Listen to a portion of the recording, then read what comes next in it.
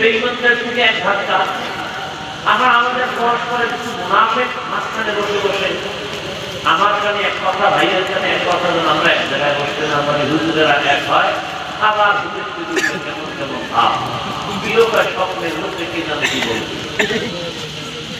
এই যে খাবার আমরা তো স্বপ্ন দেখতেছি হুজুর এক হয়ে যাবে, হুজুর এক হলে আগামীতে আমরা ক্ষমতায়। এত সোজা, এত সোজা, বড় কঠিন। কত কঠিন এর কোন ভাষা নাই বলা, এর কোন ভাষা নেই বলা। পৃথিবীতে ইসলামের পতাকা নিয়ে এবার মুসলিমই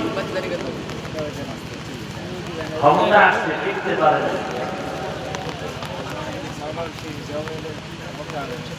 বড় কঠিন থেকে কঠিন।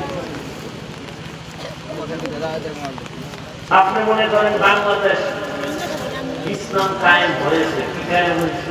আপনারা এখানে এত মানুষ বৃষ্টির মধ্যে,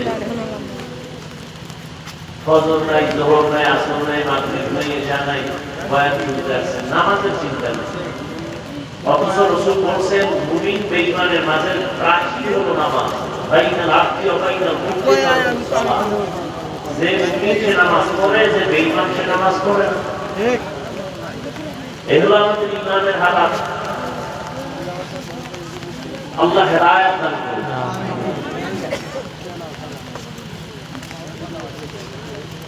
এজন্য আল্লাহ পাক বললেন আমাকে বেশি বেশি ভয় করো, আর কাউকে ভয় করো না, আমাকে করো। আজকে যদি আমরা আল্লাহকে ভয় করি, নাস্তিক বেঈমান সব আমাদেরকে ভয় করবে। দেখেন, শুধু মানুষ না, বাঘ ভয় করে। এমন মানুষের জমিনে ছিল যে মানুষটাকে